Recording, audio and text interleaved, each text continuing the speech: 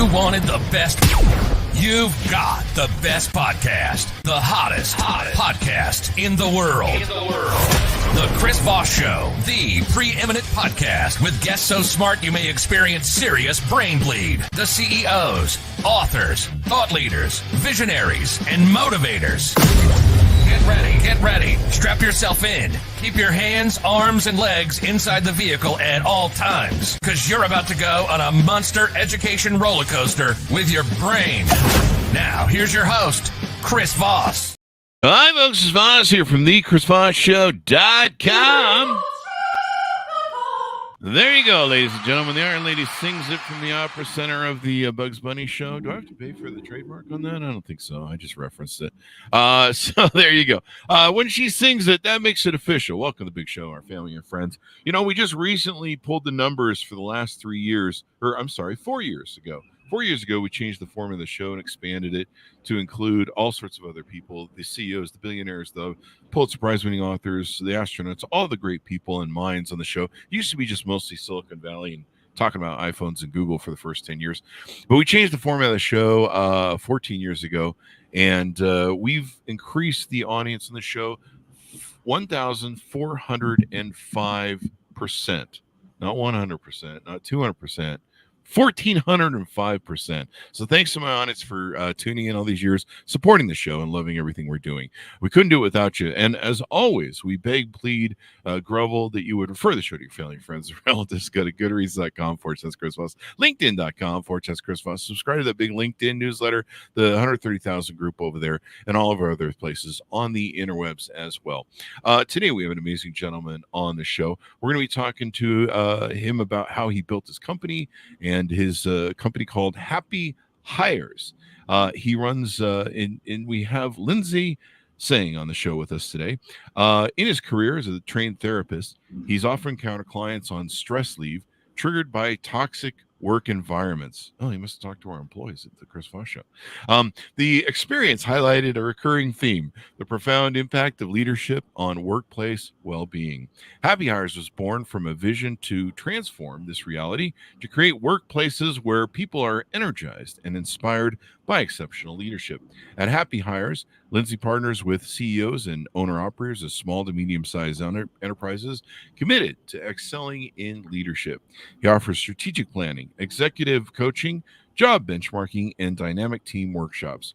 His pursuit of excellence in leadership development has led him to the final stages of a PhD in organizational psychology, specializing in leadership and positive psychology, and certification as an executive coach through the Center for Executive Coaching. When he's not coaching leaders, he spends his time with his wife, 4 children, playing a board game or two with friends, and reading avidly. That's what we love, reading books. We have so many great authors on the show. All the best, as it were. Lindsay, welcome to the show. How are you? Hey, I'm good. Thanks so much for having me. Thanks for coming. And give us the .com of your website so people can check you out, or wherever you want people to find you on the interwebs. Yeah, sure. It's happyhires.ca. So I am Canadian, and that's where you'll go. There you go. We love our Canadian friends, especially when they say sorry and A. There might be some A's we bring in, and the boots. The boots always give them away. So there you go. But nicest people on the planet over there are. I always tease my Canadian friends that being next to us is like having this really bad drunken brother down south of you, where we're always, picking fights, starting wars, and beating up people, and some sort of drunken stupidity that wastes a bunch of money. You guys are always up there like, do we have to get nuked when these guys get nuked? Because we're right next door to there. It's like having that drunken brother who can't control himself. Anyway, so give us a 30,000 overview of Happy Hires and what you do there. Oh, yeah. So, you did a really great introduction already. The whole story behind it is that when I did my therapy practice, I always knew I was going to work with individuals, I'll move on to couples, and then organizations next, because, everyone had resonates with this, right? Having been under good or bad leadership, and the difference right away. And so that's where kind of the heart behind it is to create those places where people love their jobs. Now I'm thinking about happiness and effectiveness, and I really think you can't have one without the other. Like if you have happiness, you're a very happy leader. then but you're not effective, then you're not going to be happy very much longer. And the same the other way around, right? So it's really more about partnering with the individuals, the leaders, the CEOs, to help them to develop their leadership skills. And I do some strategic planning. I also do some things, role clarity and job benchmarking and things like that. Those kind of services as well. There you go. And you, I mentioned the bio that you believe that leadership is innately important to people feeling fulfilled at work. I know we've talked about this ad nauseum on the show because leadership's a big deal for me, and the people we've had on like yourself. I know there's stats that show that most of the time when people leave a company, it's because of poor leadership. It isn't because of what they're being paid necessarily. That may be an influence of poor leadership, but it's their bosses are jerks. They can't lead well. Yeah. Right now, I'm just wrapping up my PhD with in organizational psychology. So my dissertation study is actually kind of on this topic. I have, I surveyed.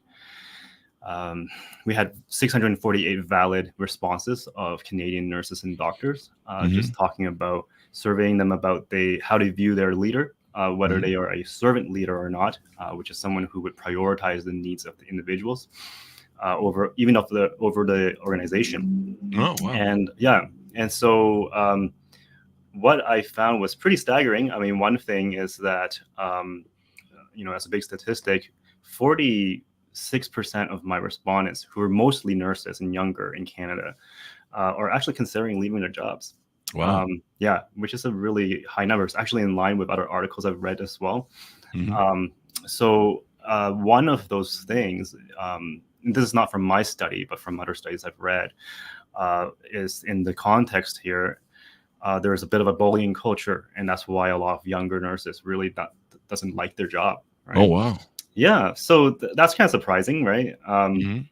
And what we see, and it's really in line with most studies, we're seeing that people who exhibit this really good servant leadership would mean that people would have higher psychological capital, which is like positive mindsets at work, which would then act as a buffer. These two things would act as a buffer for turnover intention. So people are less likely wanting to leave when they have these two, when we have this positive leadership causing positive mindsets.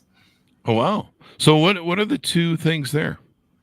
Which two things? You mean the servant leadership and the psychological capital? So servant leadership and psychological stuff. We talked a lot, and it seems like there's a lot of conversation moving towards servant leadership these days. And what it means. What is how do you define in your words and thought processes what servant leadership means? Yeah. Okay. So servant leadership, most people know about transformational leadership, which is, you have a charismatic leader who's able to inspire transformation in somebody so that they can do better and more for a company. So if you look at the definition of servant leadership, there's actually a lot of overlap. You can see a lot of similar kind of characteristics there. But the major defining differentiator is that a servant leader is going to prioritize the follower, the individual, above that of the organization. So it's this kind of others-oriented leadership. There you go. And it seems like that seems to be the new trend. I was probably for a lot of my years a transformational leader where, there was a lot of rah-rah pumping and, let's go get them, coaching sort of style. And I think, some of it played into what you might call servant leadership, but and realizing that you needed to help them to grow and achieve. But the servant leadership seems to be something that a lot more people are talking about these days, and what goes into it. Tell us a little bit about your background. How did you get in this field?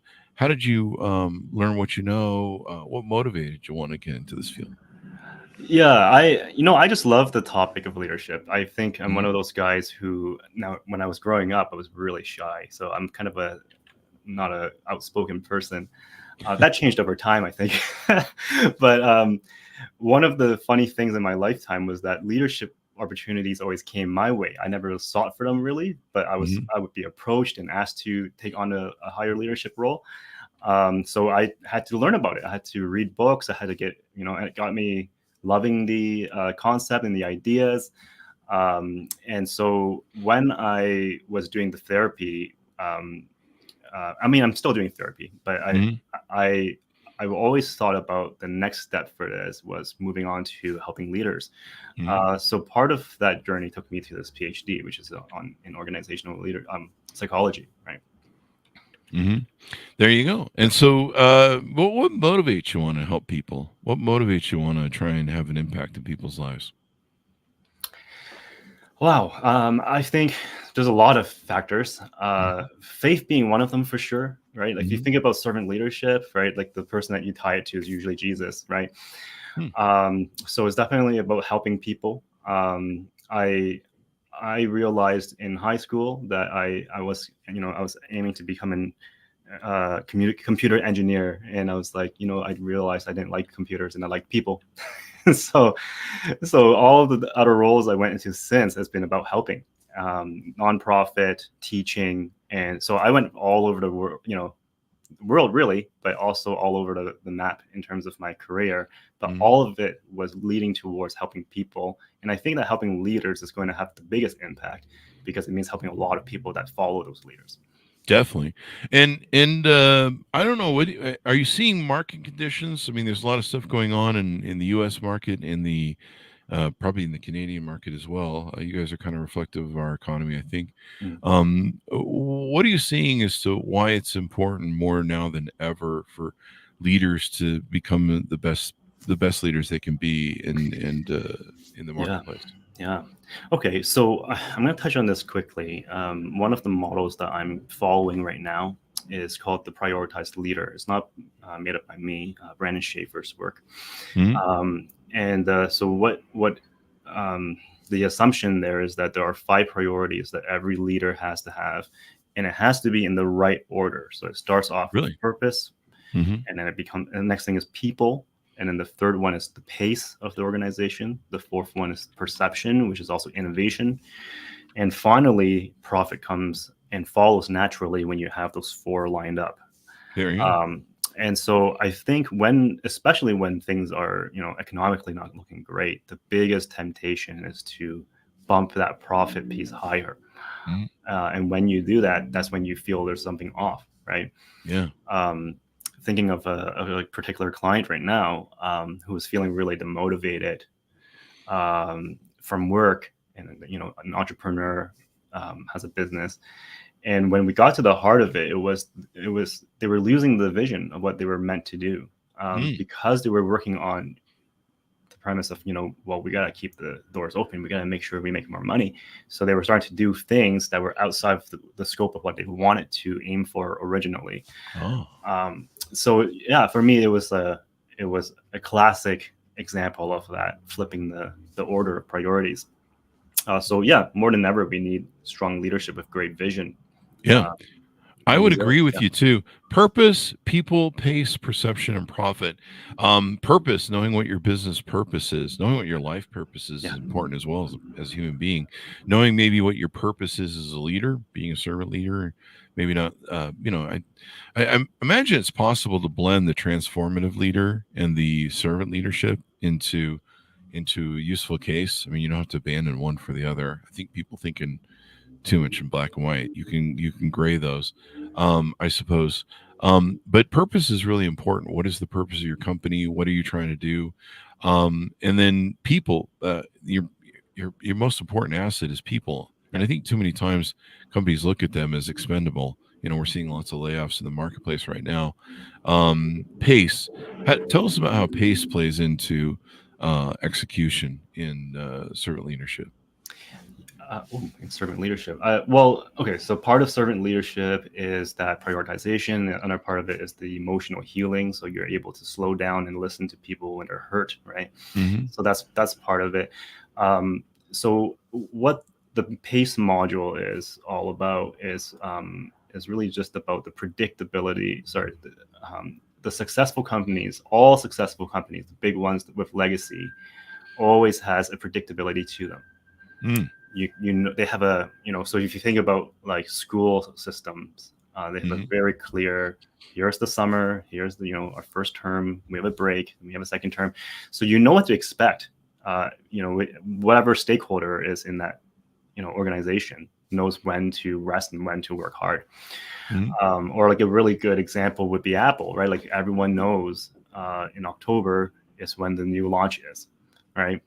So earlier in the year, they are innovating, they're testing, they're creating their new products, and then later that year, they are executing and pushing forward their products.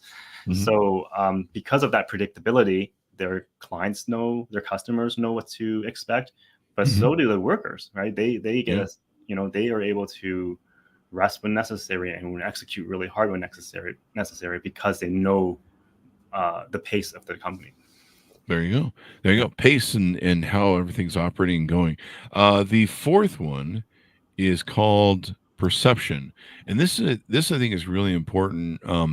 Being able to perceive that you have good leadership, you can trust your leadership, that they do what they say. That seems to be a big problem in companies where leadership teams will spit out some sort of PR about we're the greatest company in the world and we have high ethics and morals, and then you find out that the CEO is stealing from the company or doing some sort of illicit whatever, or just not talking his walk and walking his talk, he or she.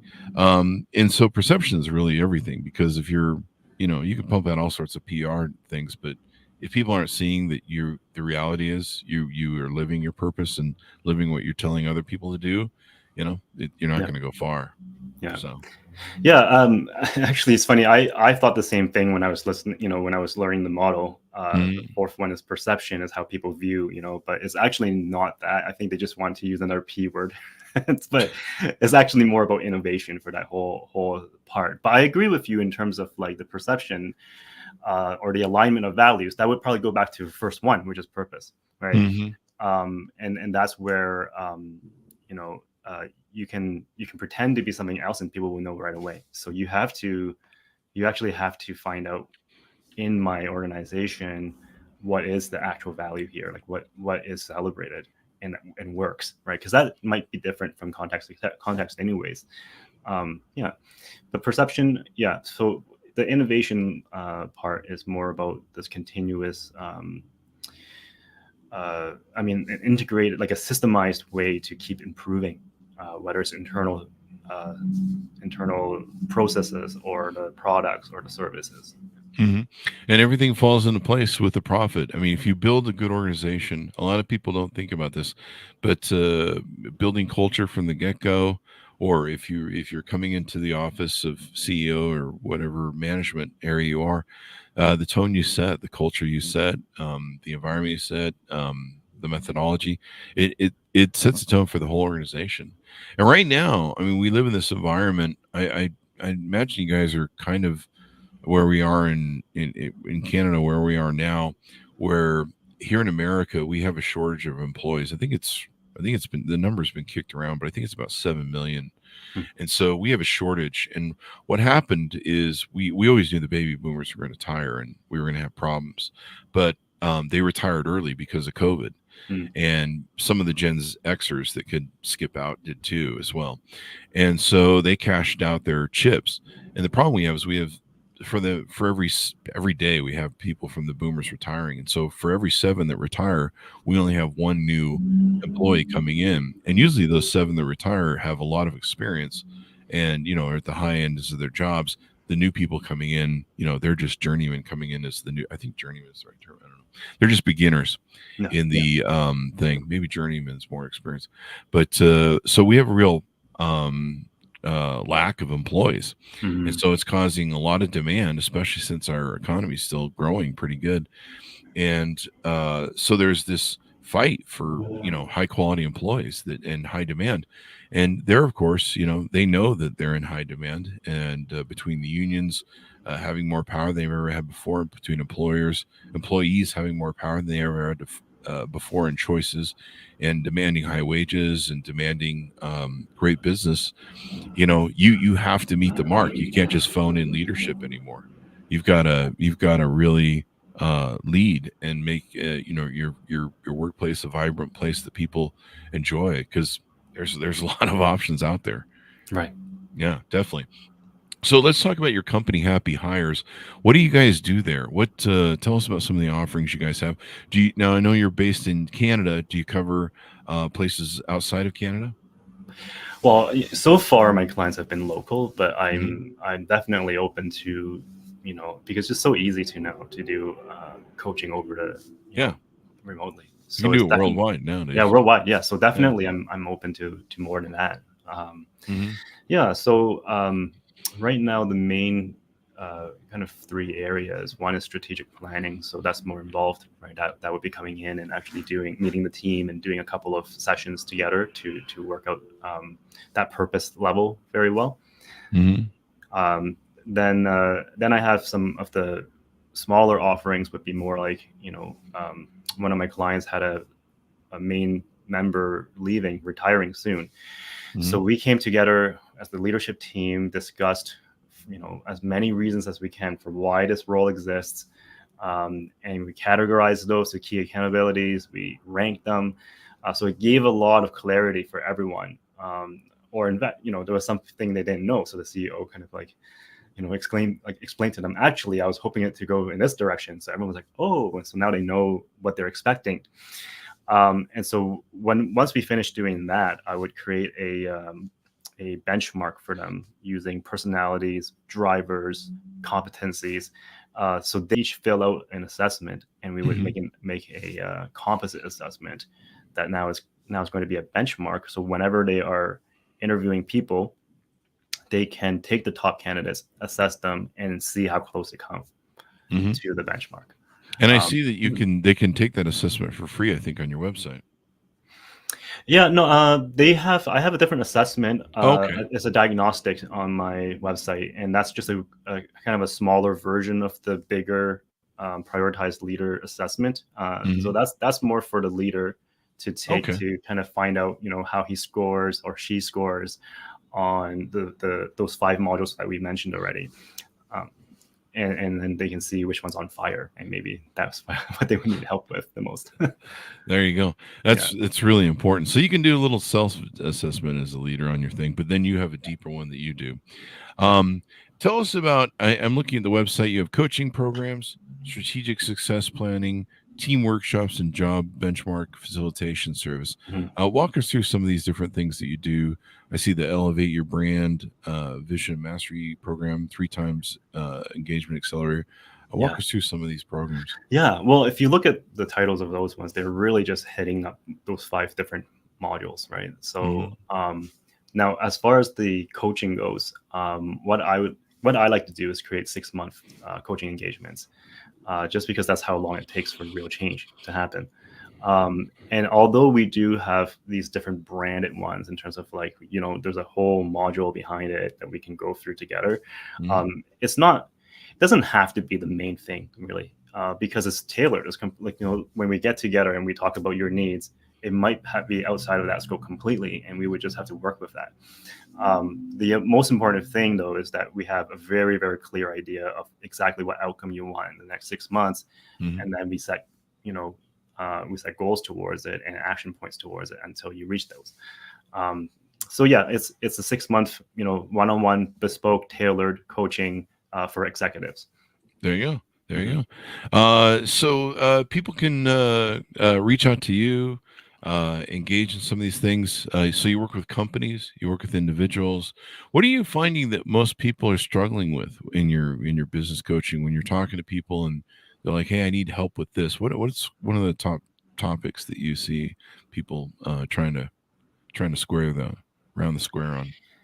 Yeah, so I'm thinking of two things right now. One of them is, you know, I, I have these people who are not doing their jobs. What?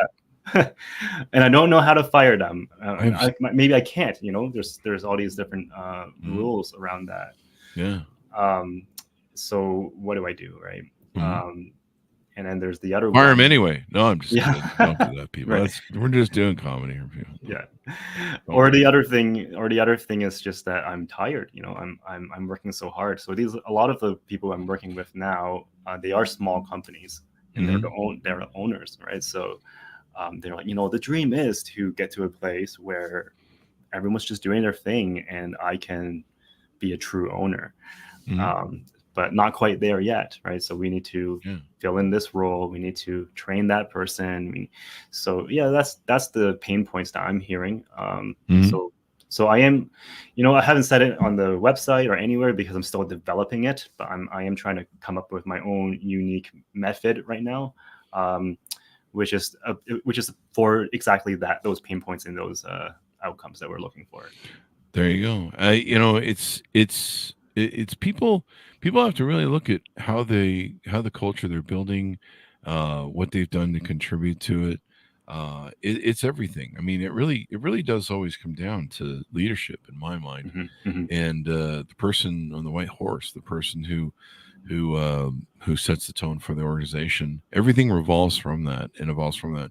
Even when it's in a large company, I mean, people look to the leader. I wrote about this in my book, Beacons of Leadership. People look to that beacon, that thing that sits on the shore and sends forth the light that says, "Hey, this is who we are," and it communicates.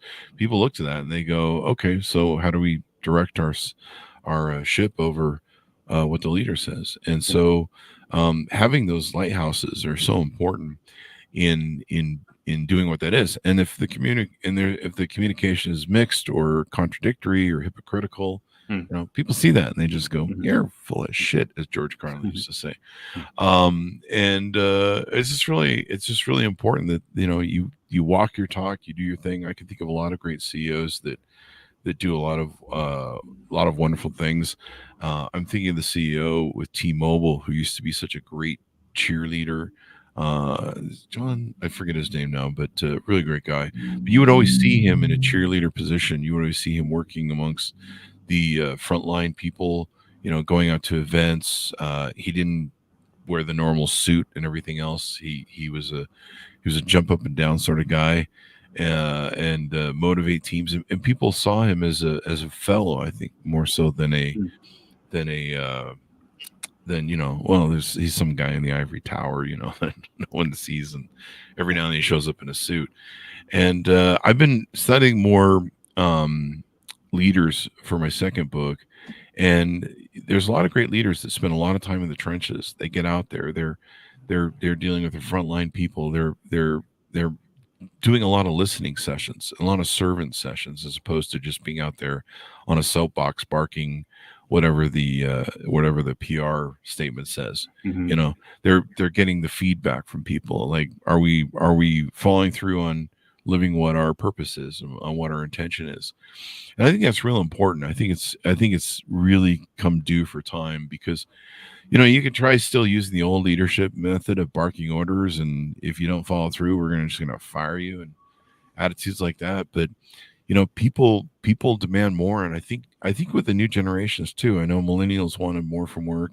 I know Gen Z wants to feel more involved and feel like there's more of a purpose and stuff. So, and I imagine Generation Alpha, the next generation after Gen Z, they're just going to want more of the same. They're going to want a place that they feel like they're contributing, that matters, that they have a say, that it's doing something better for the world. I think they're just going to take that to the next level. And so leaders have to adapt or die, really, when it comes down to it, from a profit aspect. Yeah. It made me, as you were talking, it made me think of an old movie, Kingdom of Heaven, with Orlando Bloom. Oh, really? Yeah. He's like a blacksmith. And all these guys are having crusades fights, the Crusaders versus the Muslims. And so he created a lot of respect with his followers, because he was always in the trenches literally digging trenches with them for irrigation. And then on the fight day, him and a whole small contingent of people were out front, in front of the walls, and running straight towards the enemies. And so that was so it was the scene that just came to my mind. And also thinking about the book, old book again, Good to Great. Jim Collins, Good to Great is classic. Yeah. So he, he went out to study why certain companies suddenly became so much greater than its peers. And the one thing they didn't want to discover, but did discover, was that it always came down to a CEO change. Wow. Yeah, and it was always a CEO they didn't expect. It wasn't a super charismatic person. It was actually someone very humble, someone who was really hardworking, and someone who can set the direction and the accountability of where they want to go, right? So yeah, it's a big deal who is at the helm. There you go. So one thing you talk about is something you call SOAR instead of SWOT. Yeah. What does that mean? SWOT, SWOT. Okay, so SWOT is what most people use in strategic planning. It's the strengths, weaknesses, opportunities, and threats. So they get together to talk about those things, and then they use that as one of the building blocks for building. Okay, well, what's our initiatives for the next in 2 years for our strategic plan, right? I just found in my studies a model called appreciative inquiry. Have you heard of that before? No, what was it again? Appreciative inquiry. No. So it's still AI, but just different.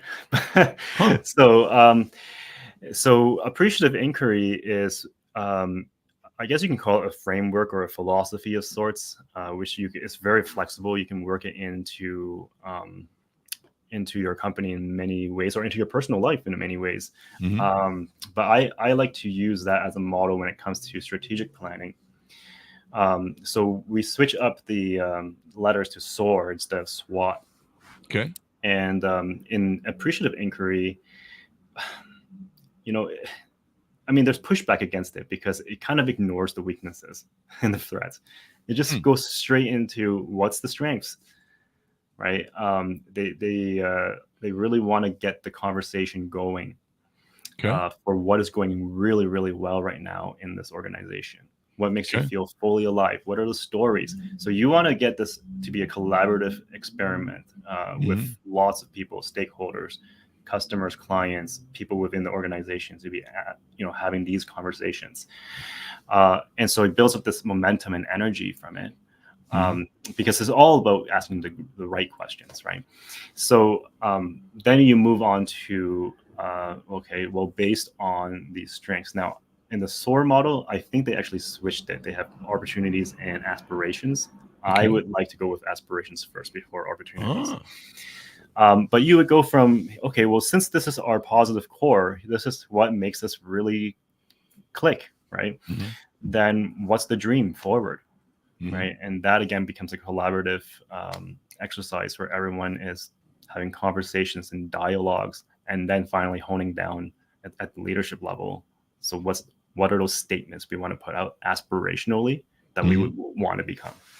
And then from there, then you can look at opportunities. You can look at what are the strategic opportunities that we need to, or initiatives that we need to take in order to get towards that reality, that aspiration that we are facing towards. And then you move on to results, which is when you look at metrics, when you look at, how do you know we're measuring up and the to-do list to actually go and achieve it. So that's the SOAR model. Yeah. And so probably identifying the strengths and then looking at results. The results kind of give you feedback on weaknesses. So maybe not accessing them or focusing on them so much, like, what the fuck is wrong with us? Why do we suck? Yeah. It can be a little disempowering or maybe disheartening, or you can have finger pointing or lack of self accountability, or it's the sales department's fault, that sort of crap. So maybe just focusing on strengths and building on those, and then seeing the weaknesses in the reporting, and they'll maybe self-address themselves, or at least you can address them in reporting and be like, okay, here's where we need to work. Maybe it's the positive spin instead of focusing on the negatives. Is like, how do we improve in these areas? Yeah. So yeah, there's a quote by Peter Drucker, and I'm going to butcher it right now, but it goes along the line of the whole the whole point of leadership is to align the strengths of the organization so well that the weaknesses become irrelevant. Mm-hmm. Yeah, it's on my website. There you go. So The task of leadership is to create an alignment of strengths in ways that make weaknesses irrelevant. Yes. Is that it? Sound right? Yeah, There that's you the go. one. Yeah. Peter Drucker, the father of modern management. Man, that guy wrote Right. some thick ass books on management Yeah. and stuff. But he defined it all. It was great. It was pretty interesting. But yeah, alignment of strengths in ways that make weaknesses irrelevant. Definitely. There you go. There's one other thing you talk about, the hero aspect in leadership. Hero being capital letters. Tell us about what that means. Okay, so this is based on something called psychological capital, which is just a really fancy psychological word for positive mindsets. And so that's where you see my positive psychology spin come into things again, right? I mean, I'm a therapist, so I deal with things like depression, anxiety, and so forth. And then there was a movement which is it's relatively new if you look at the span of science and psychology, but it's the positive psychology movement, right? Which is saying, you know, why do we not study thriving instead of just what's wrong, right? And so people who score higher on psychological capital actually do score lower on depression and anxiety. They also score all sorts of positive outcomes in the workplace. Better job satisfaction, less likely to want to quit, and you know, better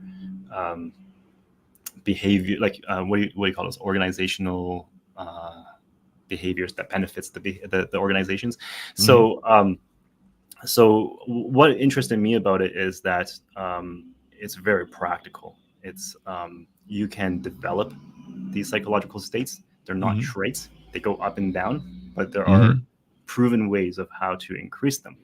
So I'll touch point quickly on what those four pieces are. So the acronym's HERO. The first one is just developing hope. Okay. And here's the definition of hope in the psychological world. Hope is when I can see the end goal that I'm trying to achieve, and I can also see the pathway towards it, or the goal paths towards it. So when I can see those two things, then I would score high on hope. When I can't see those two things, I would score low on hope. There you go. Yeah, so it's not some like pie in the sky. It's actually just like, you know, I have a client come in and they're like, oh yeah, I'm feeling really depressed. You know, I don't like. So what's your dream? What's your vision? You know, I don't know. Wow. Right. And that's then I know. Yeah, this person is scoring low on hope right now. Right. Definitely. So so that's why when you do good strategic planning, when you do purpose, when you focus on that stuff, you're creating hope, not just for yourself, but for your whole organization. Right. Second one is efficacy. So efficacy is another fancy word for confidence. Right. And confidence is my belief in my abilities to make a positive outcome when I put effort into something. There you go. So when you have low efficacy, you're more likely to procrastinate on things, right? When you have high efficacy, you're more likely to go and do those actions. Oh, really? Yeah. I mean, it's one of the factors. It's not just. But and another easy way to look at efficacy is the way to develop it. The best way, the strongest way to develop it, is to set challenging goals and achieve them. So that's, you know, again, leadership, right? When you put in, like, let's not just put in the simple, easy goals, but let's look at the challenging goals that drives or motivates the whole group towards it, and then keep them simple enough, not in terms of difficulty, but in terms of knowing whether we can do it or not. That it increases everyone's confidence. Right? There you go. Yeah. Hope. Everyone needs hope. Hope is the great what's the word I'm looking for? Hope is the great thing that we look for in life. Hope springs eternal, I think is the phrase I was looking for. Mm. Cultivating hope, efficacy, resilience, and optimism for success, psychological aspects of leadership. And I'm glad you're drilling down on this, the psychological aspects. And as a psychologist, you probably know better than most.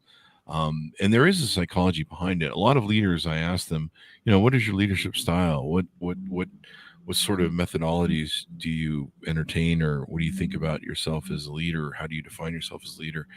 And they don't know usually. They're just like, I don't know. I just kind of operate on a toolbox of what's always worked for me. And I'm like, how do you really know what that is? How do you know what really works for you? I don't know. I just kind of do the same thing every day and it seems to work. Well, maybe it could work better. That sort of thing is pretty interesting to me. How many people don't have a definition or haven't really thought about through their life. They're not intentional about their leadership style. And I find that very interesting. Yeah, I mean, a lot of people fall into it, and practice does help. So, right, you're learning on the ropes on the job, right? So some people are developing those leadership skills; they're just not naming them per se, right? Yeah, and you don't really think about it much; you just kind of go forward with it. Yeah. So there you go. So how can people onboard with you? How can they reach out to you? See if you're a fit. Talk to you about the stuff that goes into your services, et cetera, et cetera. Yeah, I mean, they would. I mean, definitely visit my website, right? Do the diagnostic, the quick, just to get some numbers to it, and then you can book a call with me from there, right? Or you can send me an email, and we can talk about your results. I would be able to, for qualified clients, I would be able to offer maybe 4 per month. A complimentary, like the full assessment for the prioritized leader, so that we can take a much deeper look into it with you, and then based on that we can talk about whether it's a good fit and move forward with coaching.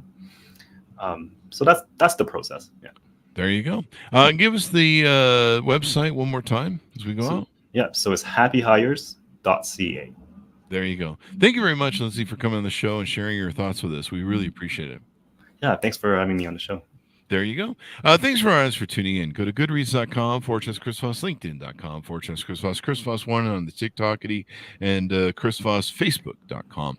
Thanks for being here. Be good to each other. Stay safe. We'll see you guys next time. And